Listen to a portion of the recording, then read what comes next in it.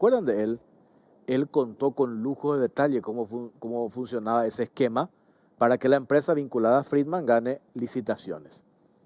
Y ahí no se habla de faltantes de almuerzo escolar ni de sobrefacturación. Allí se habla de administración en provecho propio. ¿Qué significa eso? Él siendo gobernador le hace el guiño para que esta empresa esa gane la licitación. Y después, siendo senador de la nación, esta empresa ganó licitaciones por más de 20.000 millones de guaraníes.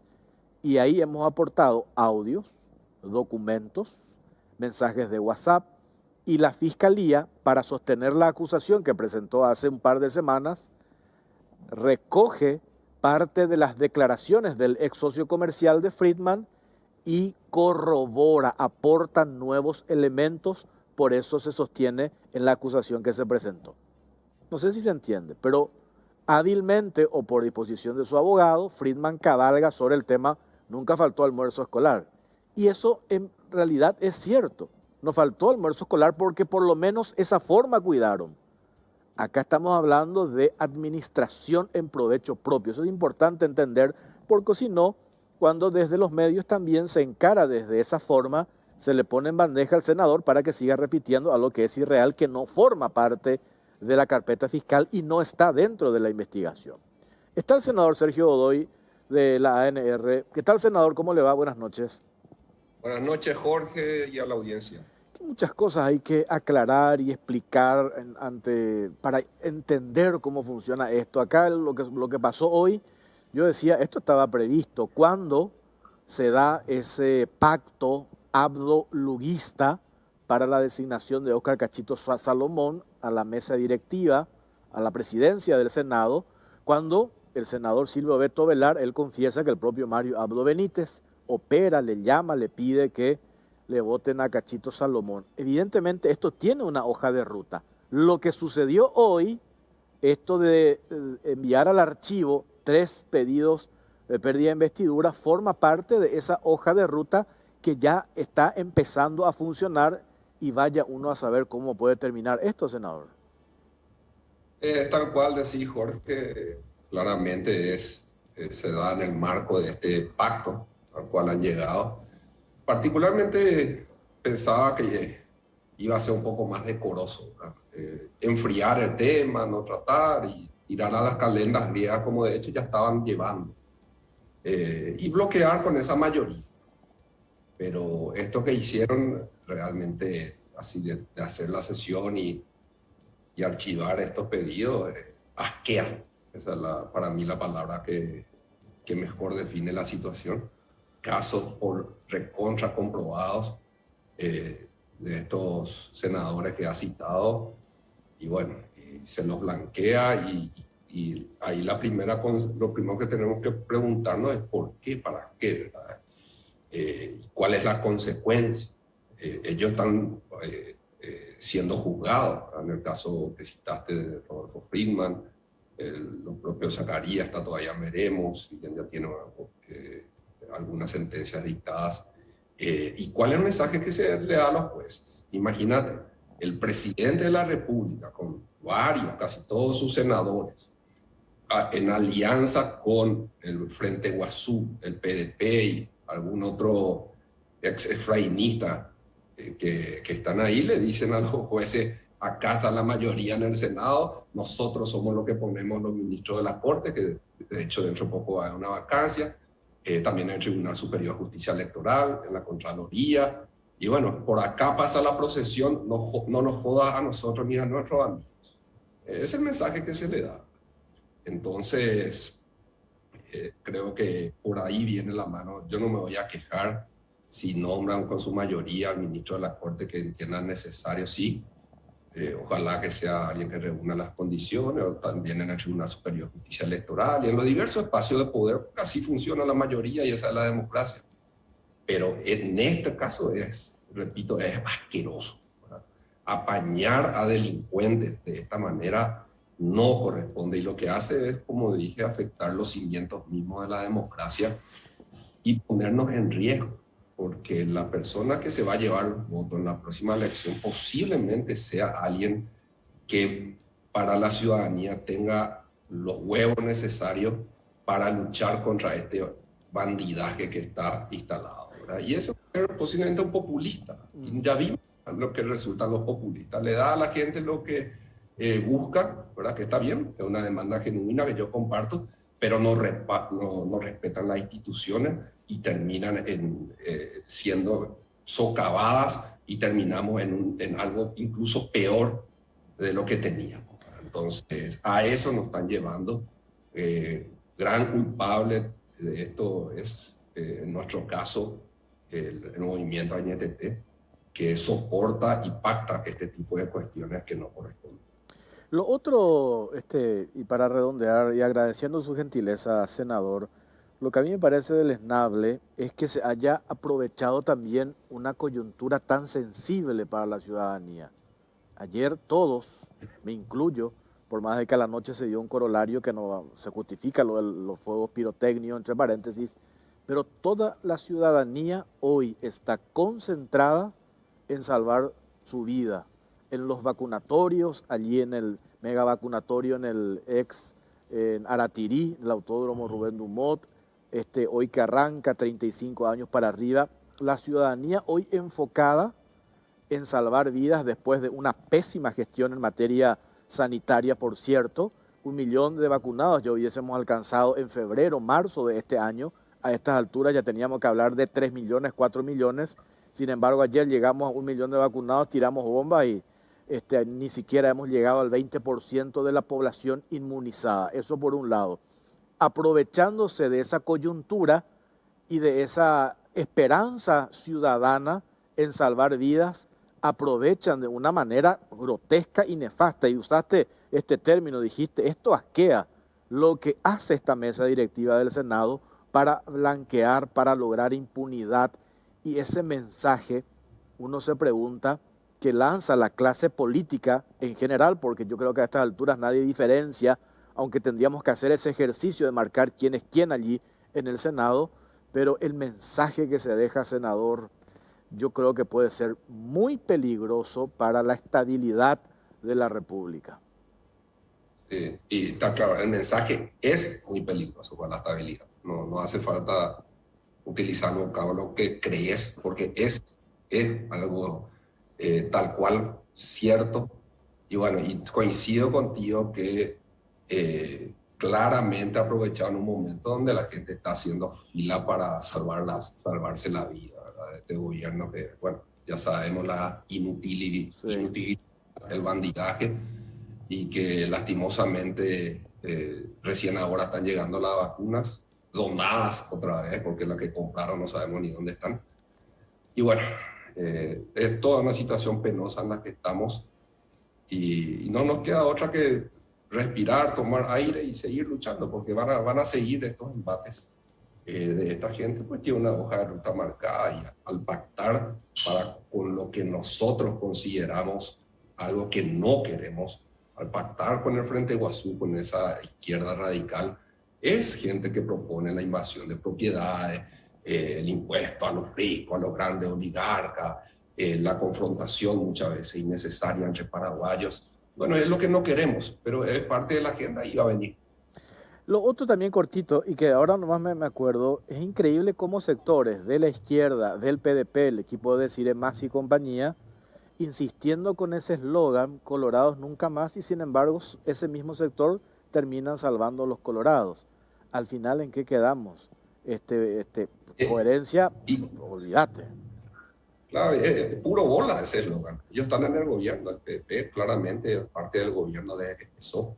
Tienen la Secretaría Anticorrupción, tienen la Secretaría Antilavado, el mismo ministro Yucio fue parte del PDP. Y bueno, están ahí empotrados. El presidente del partido fue asesor de PETA.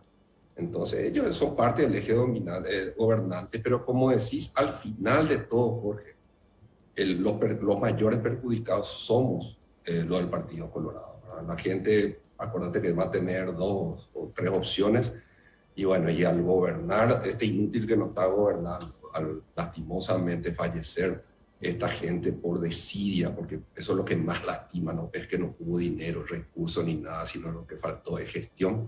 Lo que vamos a ligar ese voto, que es un justificada rabia, digamos, vamos a ligar en contra, posiblemente seamos los del Partido Colorado. Le recomiendo, si tiene tiempo, vamos a presentar 3 casos ahora en la caja negra, 2 casos de IPS. De vuelta aparece el nombre de una conocida senadora de su partido operando en favor de empresas para que ganen licitaciones. Una desidia en la actual administración del IPS, y también esto que es un escándalo, lo que hizo la CONAXAR, la Comisión Nacional de Juegos de Azar, que hoy se decidió interpelarlo a José Ortiz Báez, titular de ese ente. Decide ceder, delegar atribuciones del ente regulador en favor de una empresa privada. ¿Qué denota eso? Que cada institución, cada ministerio funciona como una isla. Cada uno anda por su cabeza, hace lo que quiere, porque hoy nuestro país carece de un liderazgo. Tenemos un presidente de la República ausente, y que se nota con estas denuncias que vamos a mostrar enseguida. Gracias, senador.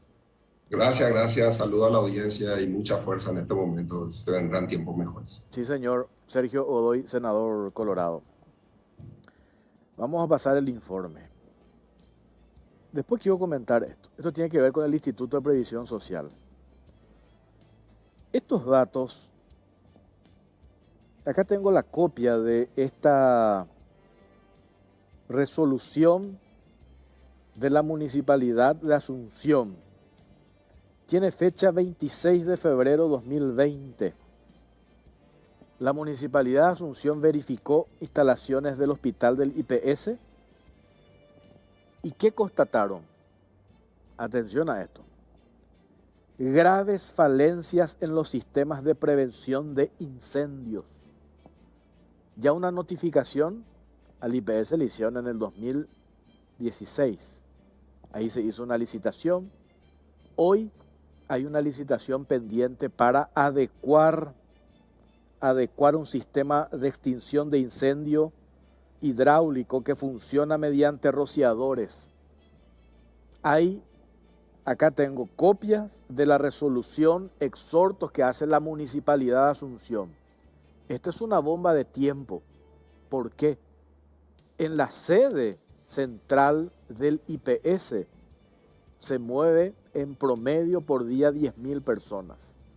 Hoy el edificio, entre paréntesis, a propósito de lo que pasó en Miami, las víctimas, 6 paraguayos, la caída de ese edificio, hoy leíamos, escuchamos declaraciones de gremios de la construcción, ingenieros preocupados en que desde los municipios se tiene que hacer esa tarea de verificar, de controlar cómo estamos en materia de infraestructura, los edificios públicos sobre todo. ¿Cómo estamos en el IPS? Vean este informe.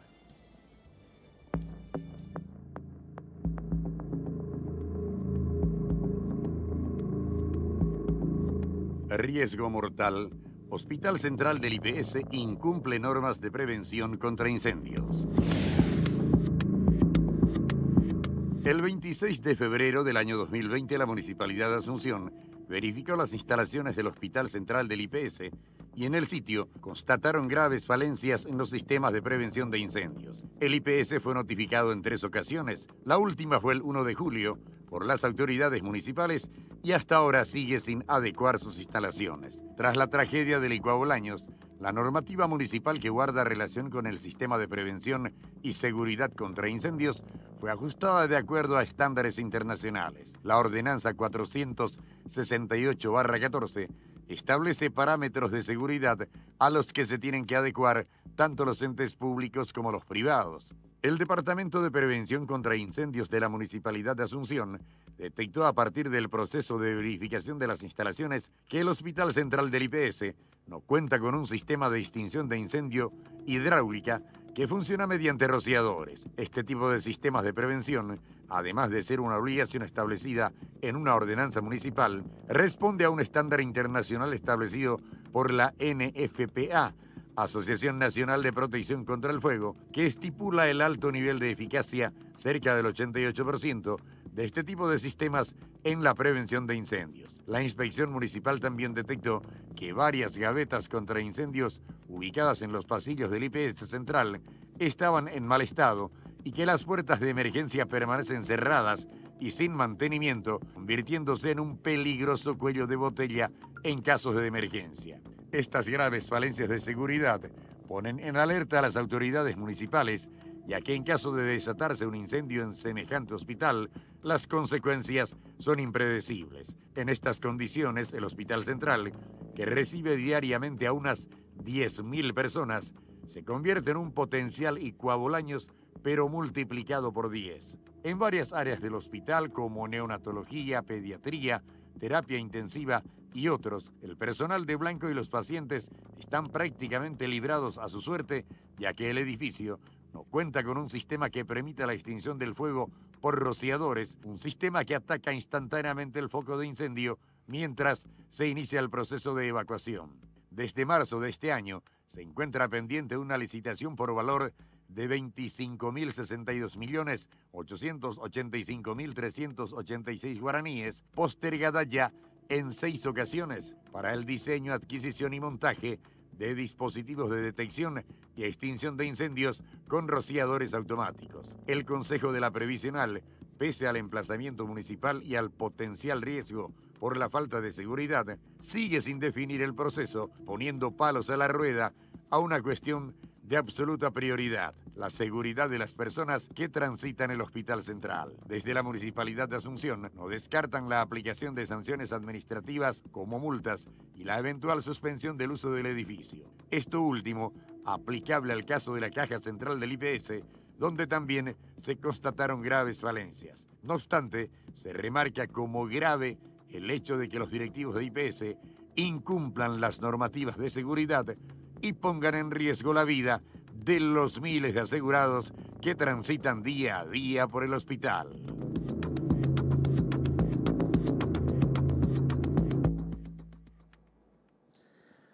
Bueno, sobre este tema está Alejandro Buzó, él es director de prevención de incendios de la Municipalidad de Asunción. ¿Qué tal, Alejandro? ¿Cómo te va? Buenas noches. ¿Qué tal, Jorge? ¿Cómo estás?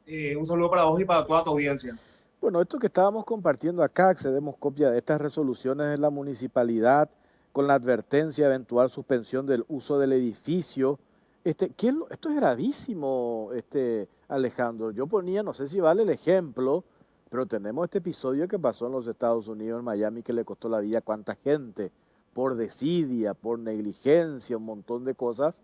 Y esto nos llama también acá a nivel local, cómo estamos con nuestros edificios en general y en particular con los edificios públicos. Y en este caso salta esto del Instituto de Previsión Social, que tiene estas carencias en materia de prevención de incendios. Sí, realmente desde el año pasado, que yo creo que es bueno destacar, desde el municipio de la capital de Asunción hemos iniciado justamente un proceso de controles, de fiscalizaciones, tanto locales, comerciales, como en edificios públicos del Estado Central y también inclusive en los edificios municipales. En este sentido, el 20 de febrero hicimos una primera inspección al Instituto justamente de Previsión Social, a su Hospital Central. Cuando llegamos nos comentaban que hacía casi 10 años que nos había hecho una inspección de ese tipo, entonces también nos permite entender cuánto tiempo pasó entre que el gobierno de la ciudad de Asunción y el gobierno central trabajasen o perdieron ese tiempo en trabajar justamente en controles. Pero bueno, de esa manera nosotros llegamos, hicimos una inspección a casi todo el hospital, de hecho a todos los sectores. Fruto de eso se hace básicamente una notificación seguido de un informe tratando precisamente de detallar y de puntualizar cuáles fueron las falencias que encontramos, entendiendo que ese hospital es casi una ciudadela vertical por la gran cantidad de gente que tiene y con la complejidad que justamente un instituto de atención de la salud, donde hay personas internadas que no son evacuables, que no tienen justamente esa posibilidad de evacuar y que justamente tiene que tener un sistema totalmente diferente al de otro tipo de instalaciones, no encontramos que eran favorables los mecanismos. Por ejemplo, puertas de emergencia, no tenían rociadores, que es casi una normativa en todo el mundo por el nivel de eficiencia en cuanto al control de incendios. Producto de eso, inclusive hablamos con el anterior presidente de IPS, nos convocó a una reunión, ellos manifestaron que estaban en un proceso precisamente administrativo, licitatorio para poder adquirir los insumos, y luego nuevamente en octubre volvimos a ir producto del tiempo que transcurrió y se presentó una segunda notificación en este sentido. Jorge, ahí mira, es una cuestión que encontramos no solamente en IPS, y hasta me gustaría plantearlo a través de tu programa. Sí. En cuanto a las licitaciones y procesos de compras que el Estado tiene, muchas veces justamente no se le da la prioridad adecuada al tema de prevención de incendios. Es como una compra más. Y Claro. justamente eso nos demuestra el tiempo que muchas instituciones demoran en instalar, porque tienen a veces el presupuesto, se hace el proceso, pero dura meses. Y en esos meses esa instalación está completamente insegura y exponiendo al peligro a todas esas personas, tanto funcionarios, visitantes, en el caso de IPS, inclusive pacientes, médicos. Y ahí es donde creo tiene que haber un cambio en cuanto a la percepción de la prevención a nivel país. Este tipo de procesos tienen que ser expeditos, tienen que ser justamente casi procesos de emergencia, porque lo que buscan es preservar la seguridad humana. Y hoy, dentro de todo, Jorge, celebro que el programa hable de esto porque se ocasiona producto de un control del municipio de Asunción. Imagínate si hubiésemos tenido la posibilidad en el año 2004 de prever un incendio en ese supermercado y que se pudiera debatir, inclusive con más tiempo, prever. Sin embargo, ocurrió la mayor desgracia que tuvimos en el país, y hoy creo que es un paso dentro de lo que vemos, que no es nada positivo, pero sí creo que es un paso auspicioso para ver que se pueden hacer los controles. De hecho, los municipios son los responsables de generar este tipo de fiscalizaciones, y que producto de este control hoy estamos hablando de esto. Actualmente, acá me pasan el dato, solo se tiene rociadores en un sector nuevo de terapia que representa apenas el 10% del edificio. Imagínate, ¿esto qué significa? Hay un 90% en las instalaciones del Hospital Central del IPS. El número, la cantidad de gente, asegurados, pacientes que van a ese hospital, estamos hablando ¿cuánto? 10.000 por día es el número, y no tenemos una cuestión, así como dijiste, esto es elemental, Alejandro, y por eso también celebro esta insistencia que están haciendo desde el municipio, porque acá hay una responsabilidad. Mencionaste lo que pasamos en el 2004, la responsabilidad directa de quienes tienen que hacer estos controles. Va sobre la Municipalidad de Asunción. ¿Qué responden? Ustedes se cubren diciendo, le hemos notificado ya desde hace 3 años de manera consecutiva, la última notificación fue en febrero de este año. ¿Qué está haciendo el IPS al respecto? Realmente la última notificación, Jorge, fue el 1 de julio de este año. Fue la tercera notificación, inclusive ya también notificando con respecto a las falencias de seguridad y sobre todo sistemas de evacuación que encontramos en el edificio Caja Central, que está en Constitución casi Petirosi. Entonces sí, son 2 edificios que están a cargo del IPS que fueron notificados puntualmente. Entonces, en este sentido, nosotros venimos acompañando el proceso con su departamento de prevención de incendios. IPS tiene un departamento de prevención de incendios que inclusive también en las recorridas que hicimos nos manifestaban que son casi víctimas de ese letargo administrativo que tiene el Estado en cuanto a esto, por no priorizar este tipo de adquisiciones, justamente tomarlos como si fuese un insumo más dentro de las compras que el Estado realiza. Sin embargo, vuelvo a decirte, Jorge, no aprendimos, parece nada del 2004 y ese evento y Bolaños. Cualquier mecanismo o medida que sirva para salvar la vida de una persona tiene que ser una prioridad, y si no existe un proceso todavía, bueno, que la Dirección Nacional de Contrataciones Públicas trate de modernizarse también, como lo estamos haciendo a nivel municipal, para que los controles sean mucho más eficientes y no solamente caigan en una cuestión como dijiste, ya está, me lavo las manos, notifiqué y bueno, no es mi problema. Realmente es un problema de todos, porque más de uno podría tener un familiar ahí, no solamente una cuestión de las autoridades de IPS, y eso lo vemos también en una multiplicidad de edificaciones, tanto privadas como públicas, que siguen retrasando ese proceso de adecuación. Algunas están un poco mejor, otras no tienen absolutamente nada todavía, pero dentro de ellas hay un factor común. Hay personas que están expuestas justamente en un incendio a perder la vida. 2 cuestiones. Por un lado, esta última notificación que me dijiste es de julio o julio, la última. 1 de julio. 1 de julio. ¿Eso tiene un plazo para que el instituto responda a la Municipalidad de Asunción? Sí, tiene un plazo de 96 horas, que es el plazo máximo que nosotros le damos en cuanto a la notificación, precisamente entendiendo el volumen de documentación e inclusive el tiempo necesario para hacer algunas correcciones. Lo que ocurre es que estos plazos, al fenecerse en cuanto a la notificación, nos facultan a posteriormente ir y labrar un acta de intervención que se deriva al juzgado de faltas, exponiendo a la edificación, en este caso puede ser IPS, pero como podría ser cualquier otra, a la suspensión de actividades y o multas bastante elevadas con relación a esto. Entonces, nosotros tratamos de acompañar el proceso lo más posible, entendiendo que tal vez la demora administrativa impida que se llegue esto a ejecutar en un plazo de una semana, pero cuando vemos que han transcurrido un par de meses y no vemos una reacción de parte de la institución, procedemos justamente a seguir la notificación, como el caso del Ministerio de Urbanismo, por ejemplo, labrar el acta y enviar ese expediente al juzgado de faltas para que se dirima qué es lo que se va a hacer en ese espacio justamente municipal. Acá tengo datos muy interesantes que yo supongo que las autoridades actuales del IPS va a remitir o les va a remitir a ustedes allí en la Dirección de Prevención de Incendios de la Municipalidad de Asunción.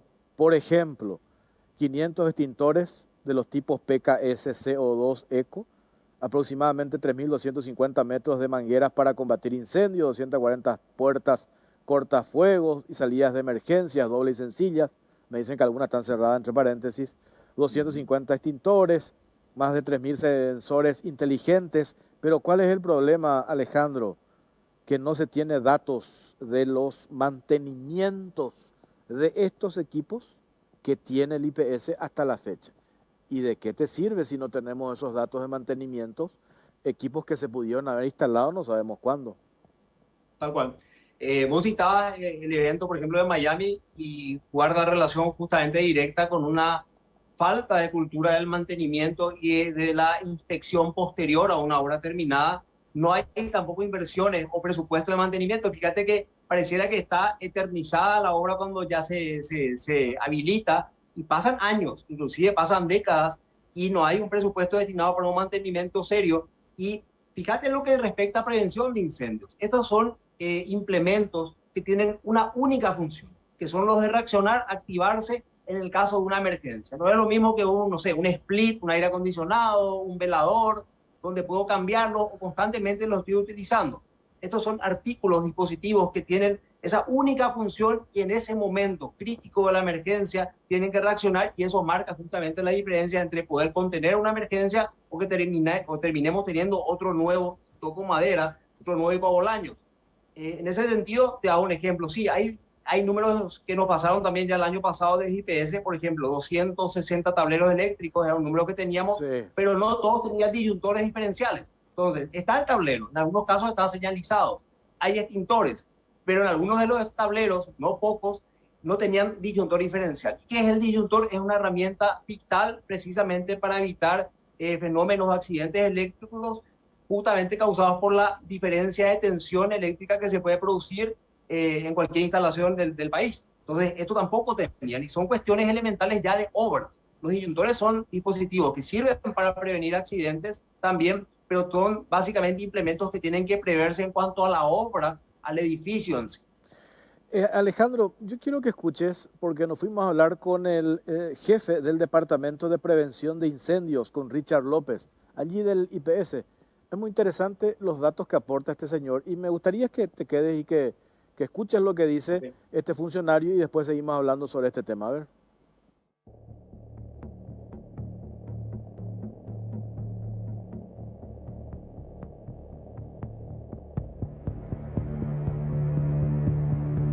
Nosotros tenemos la ordenanza municipal, la 468, que regula todo lo que es el sistema de prevención de incendios, que habla justamente del sistema de detección, el sistema de extintores, el sistema hidráulico, que son las mangueras, todo lo que es agua. Existen un juego de criterios que ellos vienen a calificar, que vienen a puntear si funcionan o no funcionan. En una gran parte, la visita que nosotros recibimos, ellos tomaron una observación que no todos, si bien tenemos todo, no todos se encuentran en óptimo estado. A consecuencia de eso, ellos solicitan un certificado, una planilla de mantenimiento. En la ordenanza 468, en el artículo 204, habla específicamente que todos los edificios con más de 5 plantas deberán tener. Eso se nos comunicó también en esa visita técnica que tuvimos. Inmediatamente nosotros en consecuencia procesamos y procedimos a elaborar un plan ejecutivo y operativo para dotar todo el hospital. Todo ese trabajo operativo se terminó, ya está todo en papeles, ya están todo en presupuesto, todo en número, y eso está llevando su proceso burocrático dentro del sistema de que es un llamado. Estamos hablando de un llamado multimillonario porque es un llamado que tiene que equipar todo el hospital. ¿IPS tiene o no tiene rociadores en sus instalaciones? Solamente tiene una planta que es la parte de UTIUCO, que es una edificación relativamente nueva. La instalación vieja del hospital no cuenta con esos elementos. Si vamos a hacer una relación o comparación con lo de Bolaños, lo único que tenemos, te voy a decir, que se nos puede relacionar es la cantidad de gente. Porque el de Bolaños fue una acumulación de gases entre el cielo raso y el techo del hospital, cosa que nosotros no tenemos acá. Si bien nosotros tenemos también algo que casi pocas instituciones tienen, nosotros tenemos los detectores multicriterios también entre el cielo raso y el cielo, entre techo tenemos en todo el hospital, así que el sistema de aviso en caso que tengamos un evento, cubrimos y tenemos. Donde nos aplazamos es que todo este sistema necesita un mantenimiento y al pedirnos la municipalidad el mantenimiento, no lo tenemos y esa es la esencia de la notificación de la municipalidad. No es que no tengamos, es que tenemos que mantener para garantizar y que sea seguro su utilización en caso de que tengamos un evento. No tenemos nosotros antecedentes de mantenimiento. Ya esta jefatura nueva y con las nuevas autoridades se priorizó y se dispuso que se empiecen a realizar este tipo de trabajo. De la nota mucho más larga, nosotros condensamos, Alejandro. Yo rescato 3 puntos de lo que nos dice el jefe del Departamento de Prevención de Incendios. Lo primero, no todos los equipos están en óptimas condiciones, en óptimo estado, punto 1. Lo otro, la instalación es vieja, lo dice el jefe del Departamento de Prevención de Incendios de IPS. Y el sistema necesita mantenimiento. En otra parte, él habla de que hay ya un llamado pendiente, una licitación que tiene que hacer la previsional y que no resuelve para precisamente responder al reclamo que está haciendo el jefe del Departamento de Prevención de Incendios del IPS. Yo quiero destacar, si me permitís, Jorge, 3 Sí. cosas de lo que acabo de escuchar del director Richard López. Sí. Primero, es lo que te decía. Fíjate, es el espacio técnico, es el equipo técnico que tiene un monstruo como es IPS y que te está diciendo, yo también soy víctima de la burocracia, porque el dinero están los detalles técnicos, está todo lo que tenemos que adquirir, pero la burocracia nos impide tener esto que es tan necesario. Entonces, es una demostración de que la burocracia mata, puede llegar a matar, que era lo que te decía antes. Por otro lado, me parece que es súper importante lo que está ocurriendo. Fíjate que él podría haber salido en una suerte de posición institucional a la antigua, defendiendo esto, maquillando la cuestión. Sin embargo, él mismo dice que están aplazados. Eso significa que yo creo que hay una gran responsabilidad que se asume en una declaración como esta, pero muestra el nivel, yo creo que de interés en que mejore, de parte inclusive de estos funcionarios de IPS, mejore las condiciones de la edificación y sea mucho más seguro. Y lo tercero, y que es lo único que tal vez no es que no coincida, pero querría ahondar, no es que la diferencia de Nico Bolaños sea la falta de mantenimiento o la cuestión de equipos.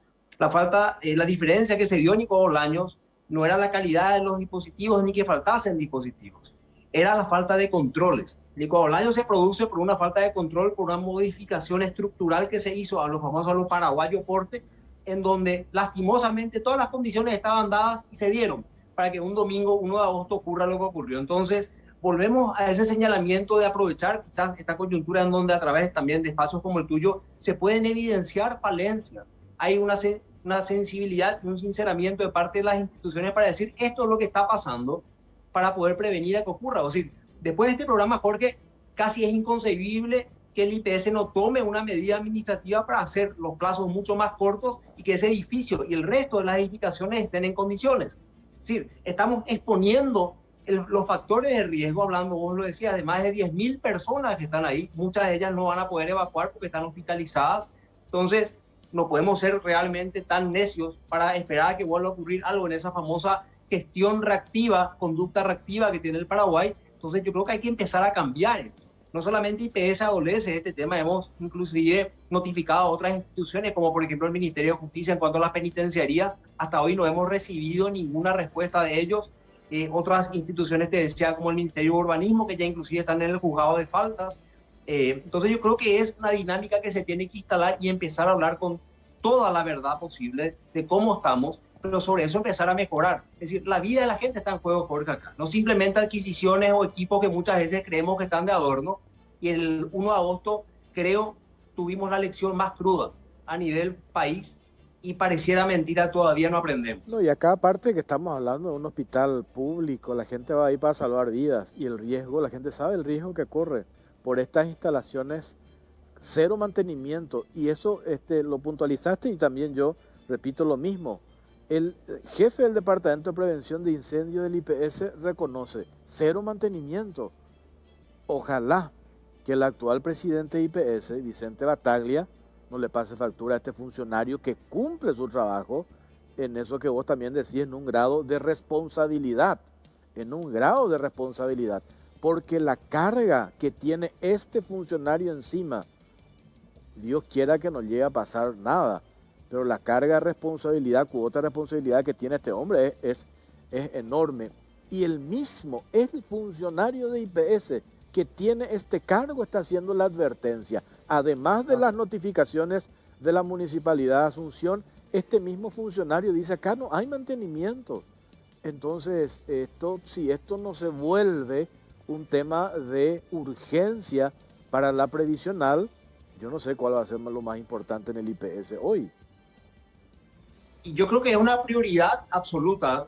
Una instalación como esta, que tiene casi una ciudad dentro suyo, en 10 bloques, ese consta de 10 bloques, tiene 2 subsuelos, tiene una población constante, tiene pacientes, tiene profesionales de primera, gran parte de los profesionales que también atienden a muchas de las personas en todo el país, también están trabajando ahí, hay funcionarios de todo tipo, pero yo creo el mensaje, si después de esto, Jorge, que se está alarmantemente evidenciando, no se toman las medidas necesarias para que el IPS sea el edificio modelo, porque al final no estamos hablando, y el propio director de prevención de IPS lo dice, no es un problema de recursos, no es un problema de que no sabemos qué nos falta, sino que hay una burocracia en algún espacio de toda esta administración que no está tomando cartas en el asunto y no está dimensionando que pueden ellos. Yo ojalá, insisto en esto que decía también, que esto no le cueste la cabeza a un funcionario responsable que tiene el valor y la coherencia y el profesionalismo de mencionar lo que podría llegar a ocurrir. Yo no querría que estas autoridades carguen bajo su sombra las muertes que podrían llegar a darse en un evento como este. Y más allá de esto, se puede prevenir, porque lo que se puede predecir, se puede prevenir y lo estamos advirtiendo. Institucionalmente lo estamos haciendo señalamientos de qué les falta. Entonces, ojalá el mensaje llegue, y no dentro de un mes, no cuando venza el plazo de nuestra notificación. Ojalá que el mensaje llegue ya ayer y que se estén tomando realmente los recaudos y que, por ejemplo, este funcionario tenga los recursos que necesita para realizar su trabajo, que cualquier persona que acceda al IPS vaya en forma segura, porque uno no va porque quiere IPS, va porque tiene un problema, que no se suma un problema mayor o termine siendo un segundo y años. Y sobre todo, Jorge, empecemos a cambiar esta cultura reactiva, de empezar a poner parches, de tratar de curar el cáncer con geniolito. Lastimosamente tenemos que cambiar culturalmente, hay que empezar a planificar e invertir en lo que realmente importa. ¿Y qué más valioso que la vida? Pues? Absolutamente. Si invertimos en esto, realmente estamos invirtiendo en cualquier otra cosa. 100% de acuerdo. A esto hay que agregar que al visibilizar esto que estamos haciendo ahora a partir de las intervenciones que ha hecho la Municipalidad de Asunción, yo digo, no es que el IPS tiene que empezar ahora de cero para poner en condiciones, elaborar un pliego de bases y condiciones, subir al portal de contrataciones públicas, hacer un llamado. Eso ya está pendiente, eso ya está todo hecho.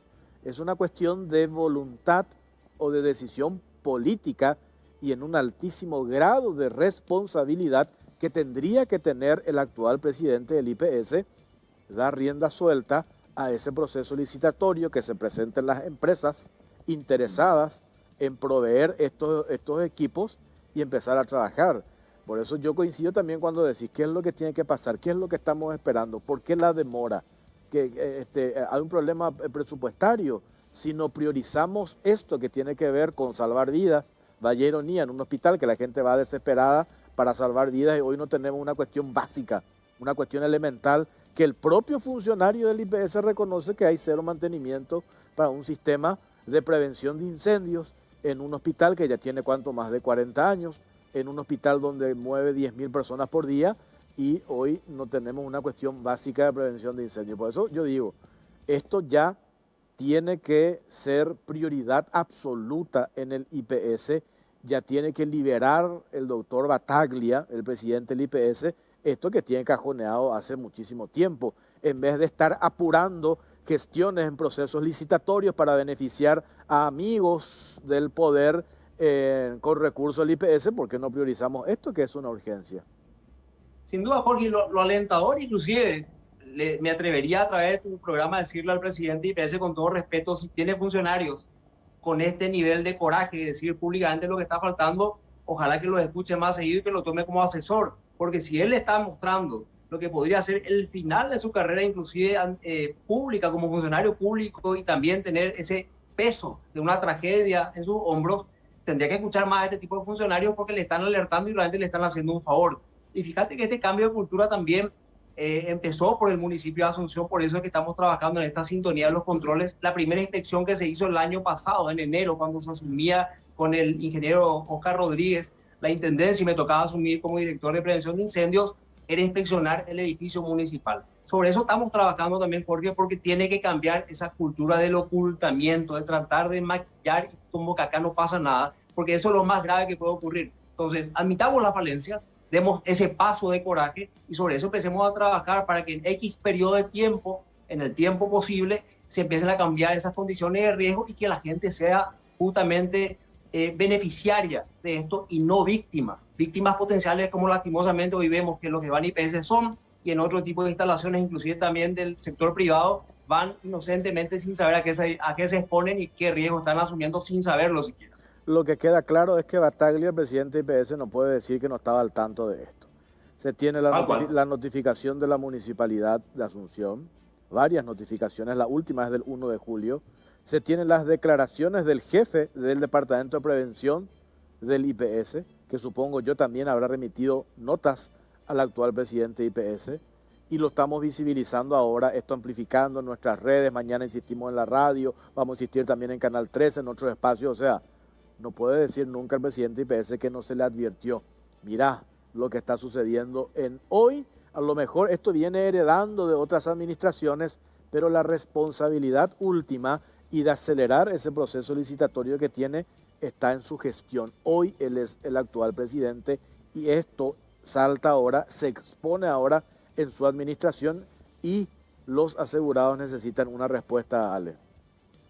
Sin duda, ojalá que esto, y de corazón lo digo, Jorge, ojalá que quede como una anécdota y que no terminemos usando este tipo de relatos como lo que se avisó y ocurrió después.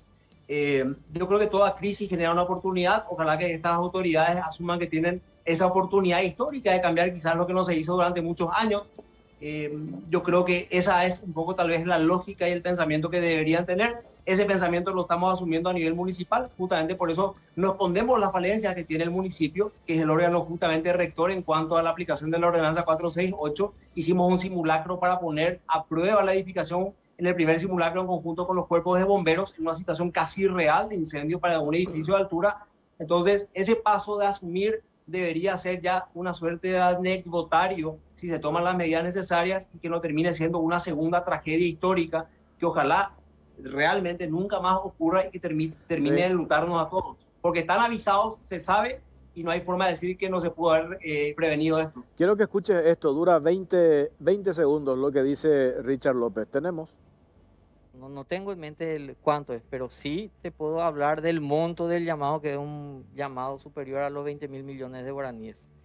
Vos tenés que tener en cuenta que la readecuación y la adaptación siempre es mucho más caro que el trabajo que se hace inicialmente. Readecuación, adaptación, es lo que tienen que hacer el presidente del IPS el doctor Vicente Battaglia tiene la última palabra, Ale. Eso quería compartir contigo. Gracias, Alejandro, por tu tiempo. Muy amable como siempre. Siempre a sus órdenes. Muchas gracias, Alejandro Buzó, director de prevención de incendios de la Municipalidad de Asunción. Hacemos una pausa, venimos enseguida.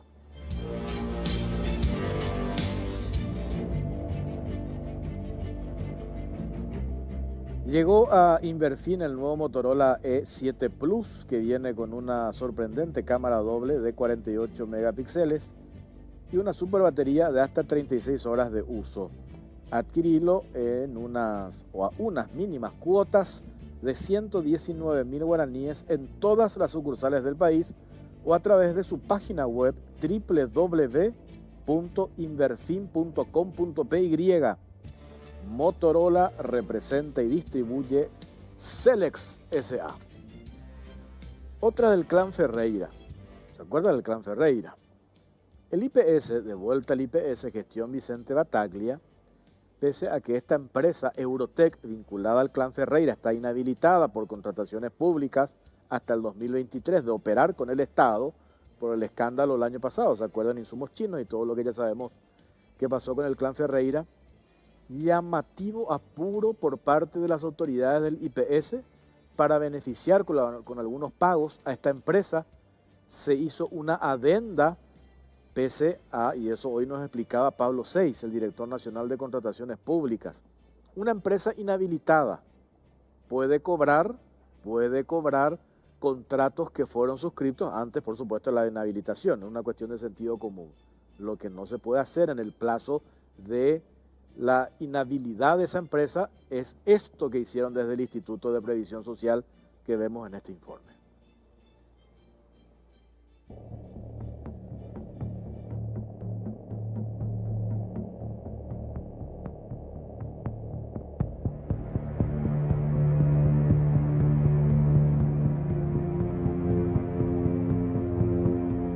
Otra del clan Ferreira, IPS busca beneficiar a empresa Eurotech pese a estar inhabilitada.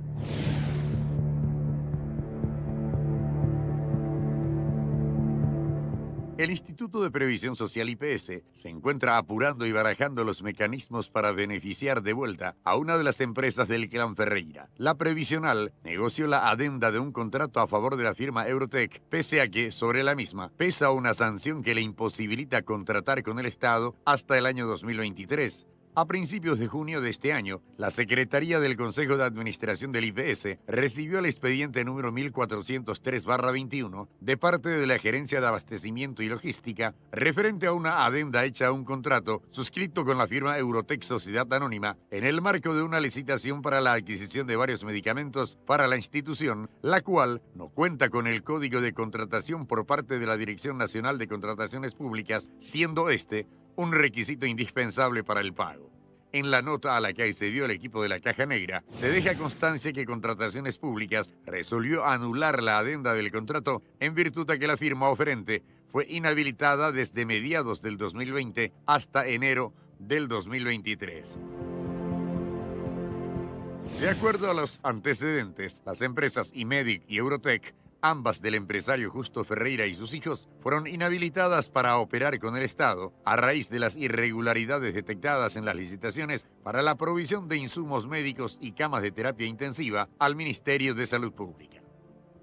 Dicha medida posee una vigencia de 30 meses, por lo que durante este lapso, las empresas de los Ferreira no pueden participar de ningún llamado a licitación pública por haber incurrido en incumplimiento contractual, falta de presentación de registros sanitarios, mala fe e información falsa. Sin embargo, pese a la inhabilitación, el IPS negoció una adenda con el fin de ampliar una licitación que había ganado la empresa Eurotech en el 2018 para que provea más insumos. Si bien la entrega de los productos se concretó en mayo del 2020, actualmente el IPS se ve imposibilitado de pagar al clan Ferreira, ya que Contrataciones determinó, tras una investigación de oficio, que la licitación se encontraba viciada de inconsistencias administrativas y anuló dicha adenda.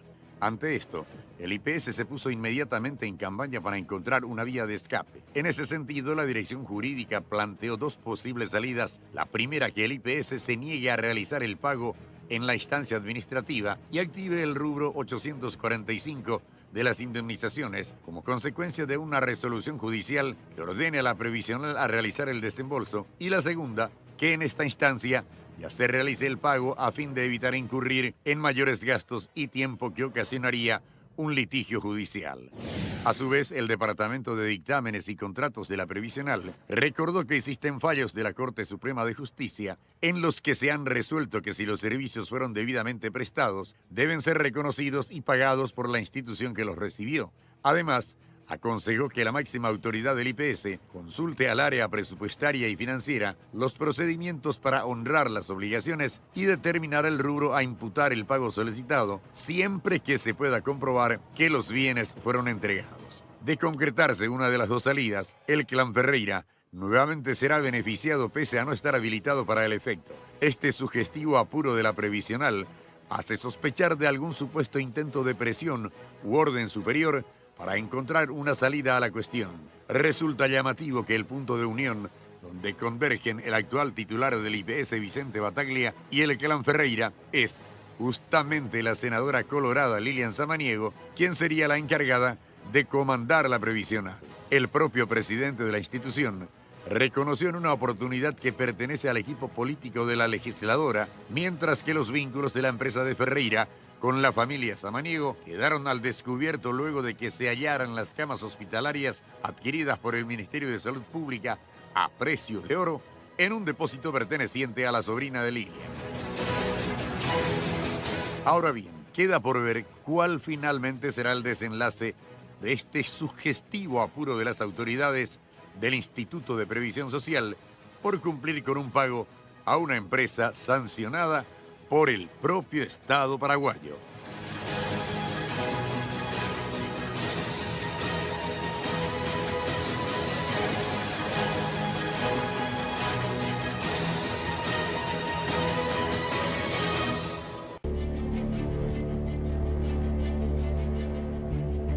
Barcos y Rodados te ofrece una nafta que lo tiene todo, Full 93 aditivada para más potencia, rendimiento y ahorro. Ahorra cargando la calidad de Full 93 aditivada. Ahora, calidad y economía se encuentran en un mismo lugar y al mejor precio. ¿Se encuentran dónde?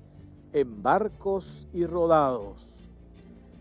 El martes pasado, acá en la Caja Negra, nos hicimos eco también de esto que tiene que ver con una decisión de la Comisión Nacional de Juegos de Azar, CONAXAR. Delega funciones que le corresponde al ente regulador a una empresa privada, la empresa ICROT S.A., vinculada a algunos políticos de Colorado Añeteté. Por ejemplo, según los operadores formales, vinculado al actual presidente del Congreso, Óscar Cachito Salomón. La producción de la Caja Negra accedió a el dictamen que usó la empresa ICROT, dictamen jurídico que usó la empresa ICROT para justificar esto que la CONAXAR de manera ilegal termina cediéndole a esta empresa privada. ¿Quién hizo ese dictamen? El ex senador colorado Hugo Estigarribia Gutiérrez dictaminó en favor de ICROT en contra del Estado, porque el Estado termina perdiendo, porque se viola, y eso lo dice entre paréntesis en un contradictorio informe de Hugo Estigarribia, que lo vamos a presentar en este informe ahora, y a la vuelta lo vamos a analizar con el abogado Javier Balbuena. A ver.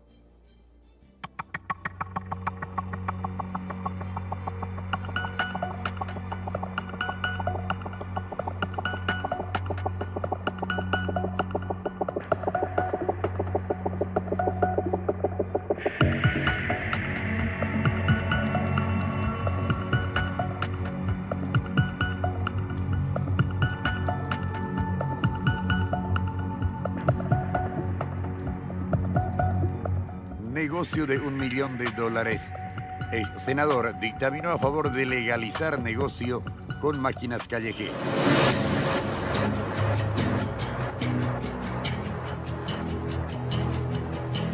La empresa ICOP Sociedad Anónima presentó en octubre del 2019 una propuesta formal a la CONAXAR, presidida por José Ortiz Báez, para regularizar y explotar el negocio ilegal de las máquinas chinas. La propuesta de la empresa fue aceptada por las actuales autoridades de la CONAXAR. Se autorizó vía resolución el censo, catastro y explotación de un negocio que les genera en forma ilegal cerca de $1 millón por mes. Para sustentar esta operación, la empresa contrató los servicios del estudio jurídico Estigarribia y Asociados, representada por el ex senador Hugo Estigarribia, quien con un dictamen avaló la legalización de un negocio que opera al margen de la ley.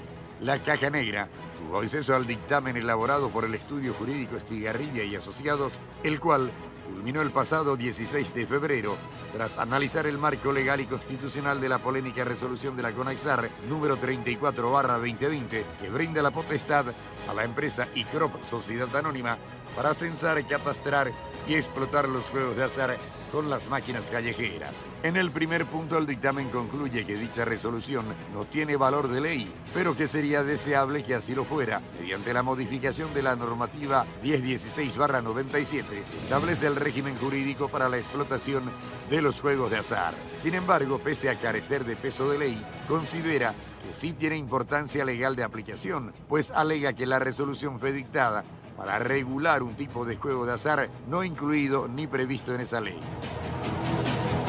En este punto se deja de lado que en realidad los juegos con máquinas electrónicas sí están reguladas por esa ley y que los aparatos que se encuentran en la calle en realidad están operando de manera ilegal. En el segundo punto, el estudio jurídico esgrime que la resolución de la CONAXAR no es contraria al orden jurídico constitucional establecido en el artículo 137, que habla de la supremacía de la Constitución Nacional y que además sí se ajusta a las atribuciones departamentales y municipales. Y como tercer punto, concluye que por los fundamentos jurídicos esbozados en líneas precedentes, cabe concluir que la resolución CONAXAR número 34/2020 tiene pleno valor normativo y es viable desde la óptica constitucional para su aplicación en todo el territorio nacional a la fecha. En su análisis, Estigarribia no se expresa respecto a las amplias facultades que otorga la CONAXAR a la empresa beneficiada, tales como la posibilidad de hacer el censo, el catastro, la liquidación del canon, el cobro a los dueños de máquinas, entre otros. En cambio, solo habla de que las máquinas chinas que están en las calles consisten en un juego nuevo, que ahora se regularán mediante una resolución de la CONAXAR. Con este dictamen, la empresa ICROP Sociedad Anónima, encargada del cobro del canon por la explotación ilegal de las máquinas tragamonedas, se sustenta en que la operación hecha por la CONAXAR se encuentra dentro del marco de la ley. El favorable dictamen omite cuestiones básicas como el hecho de que la CONAXAR violó su propia ley marco número 1016 al legalizar un tipo de juego de azar que opera fuera de la ley, además de la delegación de funciones públicas que por ley solo corresponden al ente regulador. Negocio de $1 millón. Contrato secreto, fachada para lavado. La propuesta presentada por la empresa ICROP Sociedad Anónima a la CONAXAR fue elaborada por Cristian Vera, expresidente de la Comisión Nacional de Juegos de Azar, quien hoy se desempeña como principal asesor de la firma. La CONAXAR hasta la fecha oculta el contrato con la firma ICROP y tampoco disponen los dictámenes jurídico y técnico que sustentaron la resolución número 34. ¿Acaso el único dictamen válido para el ente regulador fue el elaborado por el ex senador Hugo Estigarribia a pedido de la empresa beneficiada con la concesión? En un comunicado difundido la semana pasada, la empresa ICROP afirma que la sede de la empresa funciona en Loma Pitá. Sin embargo, el equipo de la Caja Negra hizo la consulta al número que aparece en la página web de la empresa y nos derivó a la dirección de un local que no posee cartel ni indicación alguna en la zona del buque. La empresa ICROP Sociedad Anónima cobra entre 300 a 400 mil guaraníes al mes por cada tragamonedas, de los cuales 80.000 transfiere a la CONAXAR. Se estima que existen unas 25.000 máquinas operando en forma ilegal. Sin embargo, la empresa asegura que hasta hoy tienen censadas unas 17.612 máquinas ubicadas en Asunción, Central, Ciudad del Este y Encarnación. La cantidad de máquinas callejeras podría aumentar considerablemente, teniendo en cuenta que aún faltan censar varias zonas del país. Políticos influyentes habrían operado para que la empresa privada logre un contrato directo otorgado por Conaxar que les podría generar mensualmente más del $1.000.000. Desde la Comisión de Hacienda del Senado advirtieron que la firma podría servir como fachada para lavar dinero a raíz de la llamativa decisión de la Conaxar de delegar sus funciones y tercerizar a través de esta empresa el cobro de canon a estas máquinas callejeras.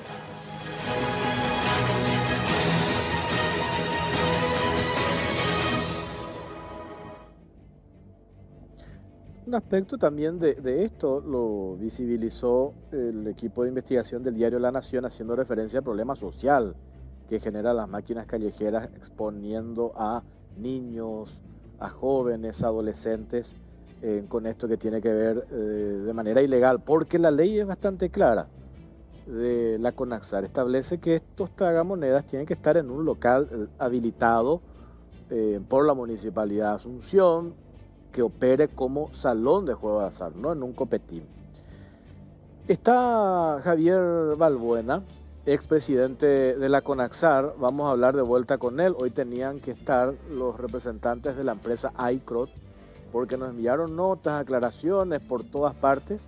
Nos pidieron hacer uso de su derecho a réplica. Nosotros le convocamos para el día de hoy, pero nos dijeron que una de las personas que iba a venir tuvo contacto con una persona que dio positivo al COVID.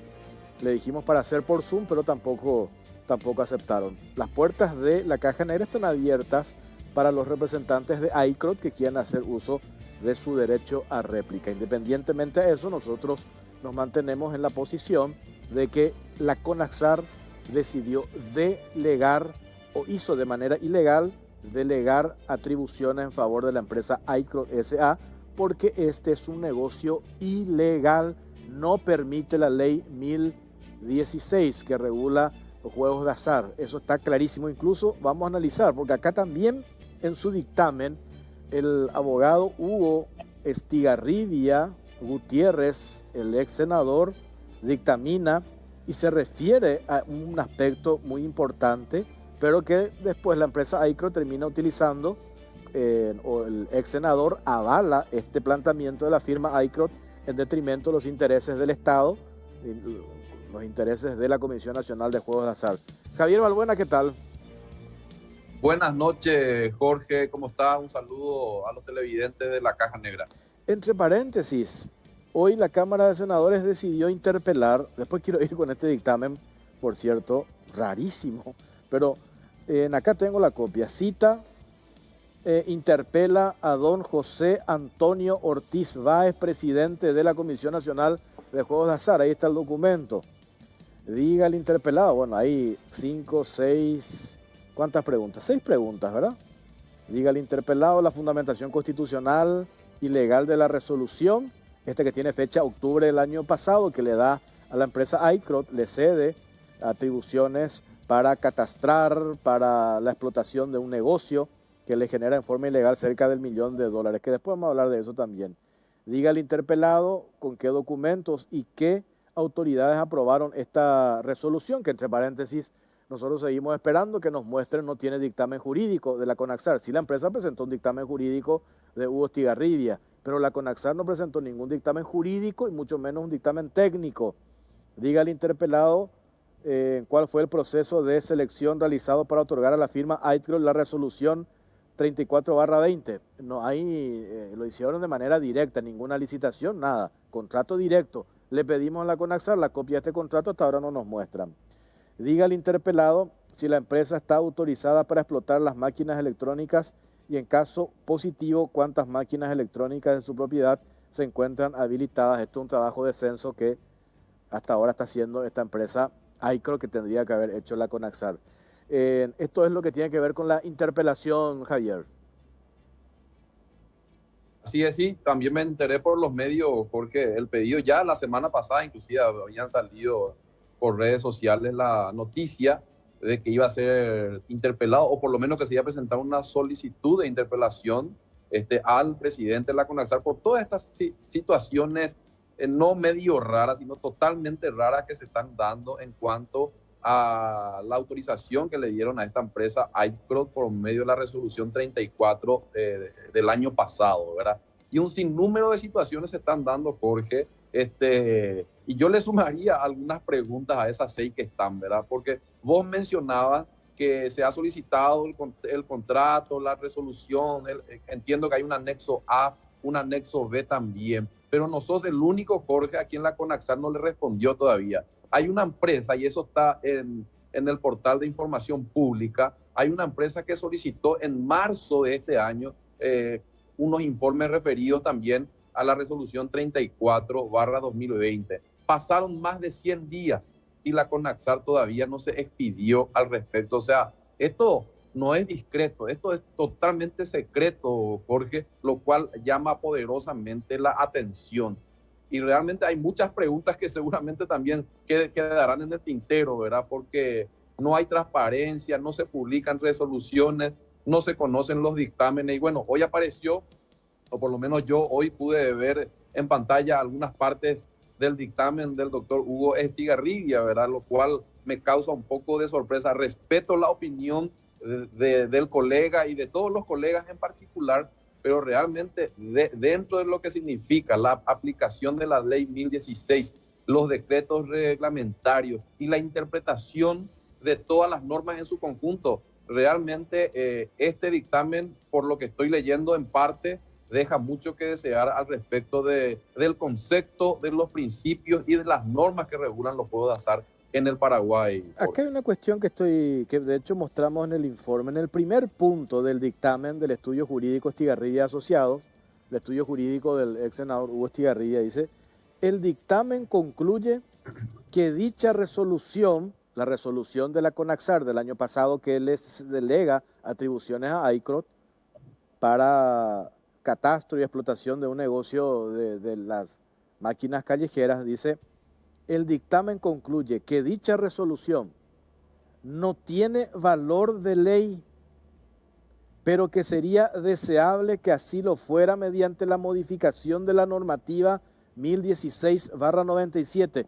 Es exactamente el punto de partida de lo que nosotros hablamos la semana pasada. Nosotros decimos, para que esta empresa opere bajo la modalidad de un nuevo juego de azar, que no lo es porque tragamonedas existen hace 40 años, necesita modificar la ley madre de la CONAXAR. No se puede hacer vía resolución de la CONAXAR, se tiene que modificar la ley. Estigarribia, y esa es la parte que yo digo, este es un dictamen extremadamente confuso. Él hace esa salvedad, pero a reglón seguido dice: pese a carecer de peso de ley, considera que sí tiene importancia legal de aplicación, pues alega que la resolución fue dictada para regular un tipo de juego de azar no incluido ni previsto en la ley. ¿Cómo no va a estar incluido ni previsto en la ley si está claramente en la ley 1016? Esa es la parte de este dictamen de Hugo Estigarribia, extremadamente confuso y contradictorio, y que utiliza la empresa ICROT para presentarle a la CONAXAR, y la CONAXAR decide dar lugar, saca esta resolución sin que la CONAXAR pida otro dictamen jurídico e incluso un tercer dictamen jurídico. Se confrontan los dictámenes jurídicos, ahí sienta una posición. Hoy la CONAXAR no tiene dictamen jurídico ni técnico ni tampoco jurídico. O sea, no existe absolutamente nada más allá del interés de esta empresa, interés que puede ser un interés genuino de querer hacer negocios, de querer lucrar, o tal vez un interés más genuino de querer ordenar todo esto que tiene que ver con un sistema anárquico de la proliferación de estas maquinitas tragamonedas, las máquinas chinas callejeras que le llamamos, que están en diferentes puntos. Supongamos la buena intención de esta empresa, pero si existe realmente la buena intención, se tiene que hacer como corresponde, no a través de una resolución, se tiene que hacer modificando la ley, y la ley dice claramente que estas maquinitas callejeras tienen que funcionar dentro de un local de juegos de azar. Tampoco dicen que puede funcionar dentro de un copetín. Totalmente, Jorge. Y yo te quiero hacer referencia a 4 puntos fundamentales que si se explican los 4 puntos, se puede concluir que este dictamen tira por tierra todos los argumentos de la resolución 34. No le favorece absolutamente a la autorización que tiene ICROT. Y comienzo con el primer punto que ahora me estoy fijando. Este dictamen es del 16 de febrero del 2021. Este dictamen no se presentó en el 2019 con la propuesta de ICROT, ni existía este dictamen cuando eso. O sea, la resolución que tiene ICROT, la 34/2020, data de octubre del 2020 y el dictamen lo pide, entiendo que lo pide la misma empresa en febrero del 2021. ¿Y por qué Jorge pide en febrero del 2021? Porque la propia empresa tenía dudas en febrero del 2021 de la aplicación constitucional y legal, claro, de la resolución que le dio la CONAXAR.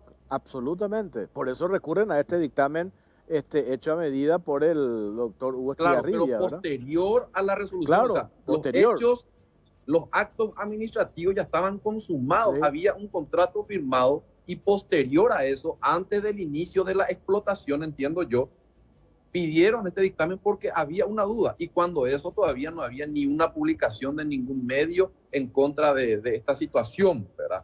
Lo otro, que habla de que hace un análisis completo de las normas, de los tratados internacionales, de la ley 1016, pero se olvida de los convenios internacionales, por ejemplo, firmados por el Paraguay, que le protege a los menores en sentido amplio, ¿verdad?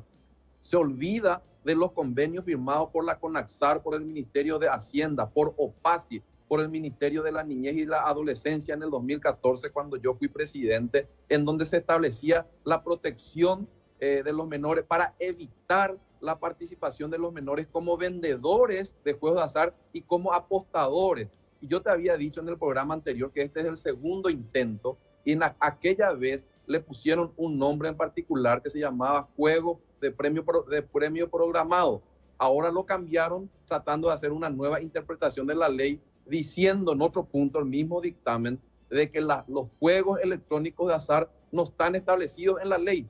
Y sin embargo, en el propio dictamen, el dictaminante copia textualmente los artículos de la ley 1016 en donde define juegos electrónicos de azar, y en el artículo 23 establece que los municipios son competentes para la autorización de locales de juegos de azar.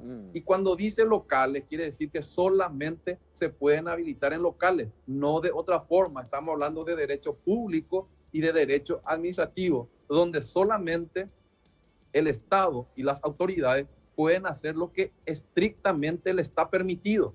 Y si no está permitido colocar en farmacias, copetines, heladería, en cualquier lugar de acceso de menores, quiere decir que solamente pueden estar en locales de juego de azar.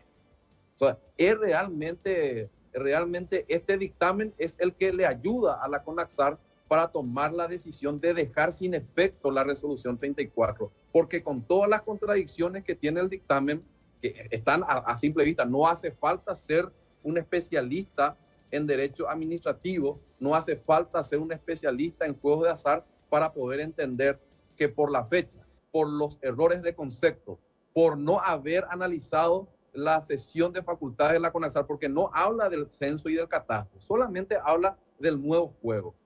Acá se violó inclusive la ley de contrataciones públicas y no se hace un análisis constitucional, ni legal, ni normativo acerca de esa violación.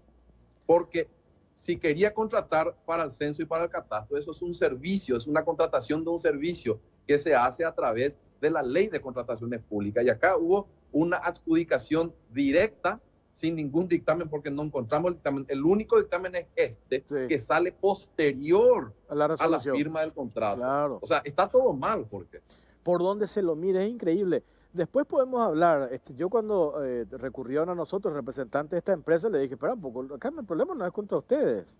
Que yo digo, bueno, pueden tener buenas intenciones quizás, porque Cristian, claro, Vera dice, yo como expresidente de CONAXAR entiendo la problemática de que hay una situación anárquica, que eso es real, con la proliferación de estas máquinas callejeras. Pero la solución no es intentar legalizar algo que a todas luces es un negocio ilegal. ¿Por qué ilegal? Porque claramente establece la ley 1016. cómo tienen que operar las máquinas tragamonedas. Mientras hasta tanto no se modifique la ley, eso, yo que no soy abogado, una cuestión de sentido común, hasta que no se modifique la ley, madre Y lo de la dice el CONAXAR, dictaminante en lo este dice, dictamen. claro, pero el dictaminante decís por Hugo Estigarribia, pero a reglón seguido, no sé si vos tenés la copia de dictamen, dice, concluye que por los fundamentos jurídicos esbozados en líneas precedentes, cabe concluir que la resolución CONAXAR 34/20 tiene pleno valor normativo y es viable desde la óptica constitucional para su aplicación en todo el territorio nacional a la fecha. ¿En qué quedamos? Más arriba dice, lo ideal sería que tenga fuerza de ley. Más abajo dice, es viable. ¿Por qué quedamos? Tenemos que hacer, convertirlo en fuerza, que tenga fuerza de ley, o con una resolución es viable. Por eso hablo yo en el Hacemos informe. ley por medio de una resolución entonces. Claro, pero disparate, vamos en contra del orden constitucional. En la CONAXAR. Pero Entonces, por eso digo, porque los argumentos, dice, pero yo no leo un argumento técnico en el cual se explique por qué es un juego nuevo. ¿Por qué si en la ley está citado, definido, juego electrónico de azar? Lo cambian a veces por máquina electrónica de tragamonedas, son sinónimos, porque no son diferentes juegos. Sí. La máquina existe mucho antes que la CONAXAR, no es un juego nuevo. Los juegos electrónicos de azar están prohibidos fuera de sala, solamente pueden estar operados en sala. O sea, no tiene un dictamen técnico ni contenido. Por eso digo, Jorge, los argumentos, no hay argumentos para concluir nada. Acá hay dos cuestiones. Tengo que hacer una pausa sin tener argumentos técnicos. Categórico. Tengo que hacer una pausa cortita. Acá de entrada, el presidente de CONAXAR va a ser interpelado. El presidente de CONAXAR tiene que dejar sin efecto esta resolución. Automáticamente, si no se van todos presos. Tienen que dejar sin efecto.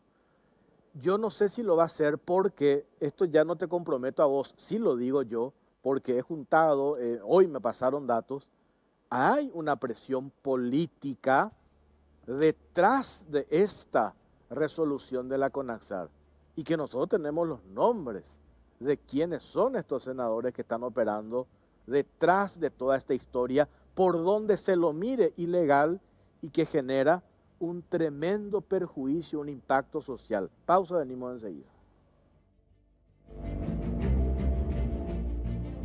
Llegó a Inverfin el nuevo Motorola E7 Plus, que viene con una sorprendente cámara doble de 48 megapíxeles y una super batería de hasta 36 horas de uso. Adquirilo a unas mínimas cuotas de 119.000 guaraníes en todas las sucursales del país o a través de su página web www.inverfin.com.py. Motorola representa y distribuye Celex S.A. Bueno, para ir cerrando, Javier Balbuena, entre paréntesis de la empresa, me dicen, ustedes cobran Canon, yo tengo acá la factura, no cobramos Canon, lo que cobramos un acuerdo comercial al local que tiene 300.000 guaraníes por cada tragamoneda. De esa plata que se recauda, efectivamente 80.000 guaraníes va a la CONAXAR, después me explicaron que dan 100.000 creo que a algunas agencias y el resto se queda la empresa. Pero eso ya es otra historia, porque nosotros nos quedamos en las cuestiones de la operativa de la empresa, porque hay una cuestión anterior a todo esto, que es la ilegalidad de esta resolución. Ese es el punto que se tiene que es por donde se lo mire. Por eso también la empresa iCrot, con este dato que aportaste, que yo no me había dado cuenta, se evidencia que cuando ellos incluso presentan el proyecto y cuando la CONAXAR le aprueba la resolución no tenía ni siquiera dictamen jurídico. El dictamen jurídico viene a posterior como un intento de justificar esto que no tiene pies ni cabeza.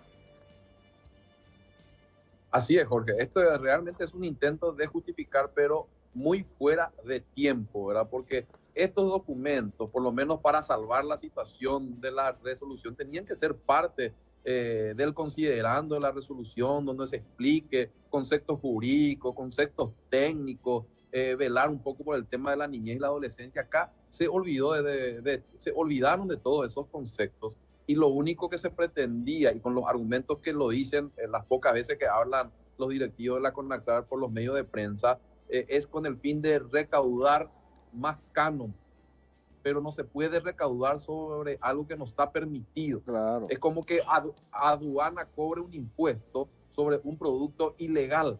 No se puede, está prohibido. Entonces, desde el vamos, esto estuvo mal. Entonces, Yo no sé si van a Sí. corregir, yo tengo mi pronóstico reservado al respecto, pero sí va a ser interesante ver quiénes son los senadores que voten a favor o en Ahí contra está. de la interpelación. Va a Así ser mismo. muy interesante Esto, esa ¿la jornada. interpelación es en 8 días o es pasado mañana? Yo creo que es pasado mañana. Sí, me voy a fijar. Mañana vamos a seguir hablando sobre esto en Radio 1. No, porque Sí. me pasaron hace un rato, Sí. el orden del día Y de la sesión del 15 para de el- julio y figura está para en el el jueves. punto 12. Sí. Así es. Dale, Javier, seguimos en contacto. Gracias por tu tiempo. Un gusto cuando quiera, Jorge. Bueno, Javier Albuena es presidente de la CONAXAR. Nosotros vamos a seguir con esto, con este tema. Está la interpelación a José Antonio Ortiz Báez, presidente de la CONAXAR, que tiene que dar explicaciones sobre este tema. Nosotros nos vamos. Ya viene Gustavo Recalde con la entrevista de la noche. Gracias por acompañarnos. Buenas noches.